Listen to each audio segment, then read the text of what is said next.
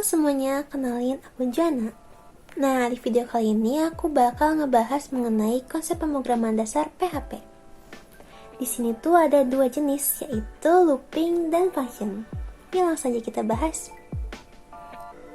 Nah, langsung yang pertama di sini aku bakal membahas mengenai looping.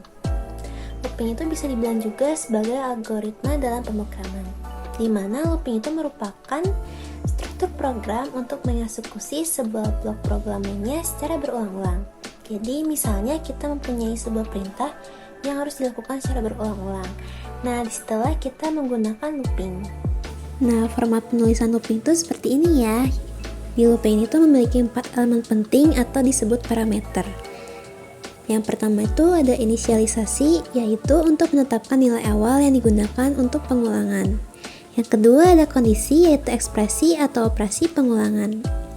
Lalu yang ketiga ada bentuk pengulangan.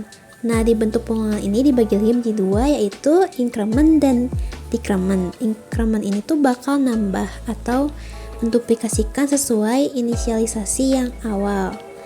Terus decrement tuh kebalikannya. Lalu yang keempat atau yang terakhir tuh ada blok kode, yaitu program atau kode yang akan diulang atau di loop sebanyak nilai awal yang ditetapkan. Nah, looping itu punya 3 jenis, yaitu while, for, dan do while. Nah, semua jenis ini tuh masih memiliki fungsi yang sama, yaitu untuk mengulang kode.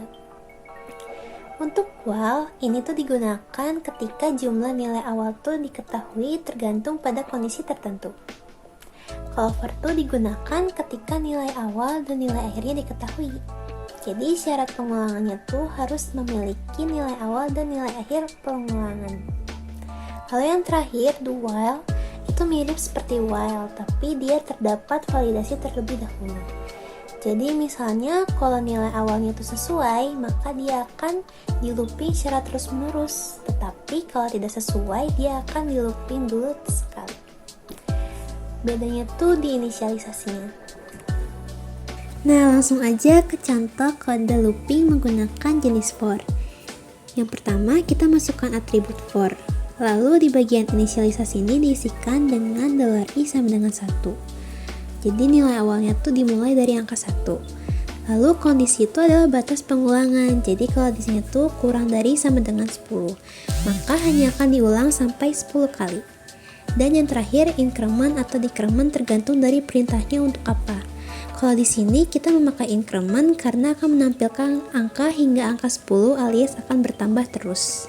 Nah, teman-teman, kalau dalam looping for, itu tuh dapat diisikan dengan for lagi di dalamnya. Misalnya dengan contoh kode seperti ini. Jadi akan terjadi pengulangan untuk memunculkan bintang ke arah samping dan ke bawah secara berulang kali hingga 5 kali. Kira-kira hasilnya seperti ini. Selanjutnya aku bakal membahas mengenai konsep yang kedua, yaitu function. Nah, function ini merupakan bentuk himpunan dalam pemrograman yang dipakai untuk menyimpan template dari blok kode yang sering digunakan. Namun, nilai value atau referensi nilai dari template tersebut sering berubah-ubah atau dapat diubah sesuai keinginan pengguna. Nah, bedanya dari looping, kalau looping itu kan secara berulang-ulang, jadi diulang-ulang terus-menerus sebanyak nilai awal dan nilai akhir yang sudah kita tentukan di awal. Kalau function, itu tuh sesuai template alias berdasarkan nilai input yang dapat diubah-ubah. Nah, untuk menggunakan function, kita dapat menuliskannya dengan format seperti ini, di mana parameter adalah nilai referensi, sedangkan argumen adalah template atau blok kode yang dijalankan ketika nama fungsi digunakan. Pertama, kita masukkan dulu atribut fungsinya dan namanya. Variabel yang ada di dalam kurung ini disebut dengan parameter, lalu setelah kurung kurawal itulah yang disebut argumen atau perintahnya. Misalnya, kita diperintahkan untuk menghitung penjumlahan menggunakan function. Pertama, kita masukkan dulu parameternya, yaitu $a dan $b. Setelah itu, untuk proses operasi penjumlahannya menggunakan return $hasil sama dengan $a plus $b. Teman-teman, function dan looping itu dapat kita dominasikan ya. Jadi, ibaratkan kita mempunyai sebuah perintah yang sama, atau bisa disebut template, dan harus dilakukan secara berulang-ulang. Nah, pada saat itulah kita akan menggunakan function dan looping secara bersamaan. Misalnya contohnya seperti ini. Nah, misalnya pada kode ini kita memiliki kode di mana terdapat function bernama penjumlahan yang berisikan dua parameter.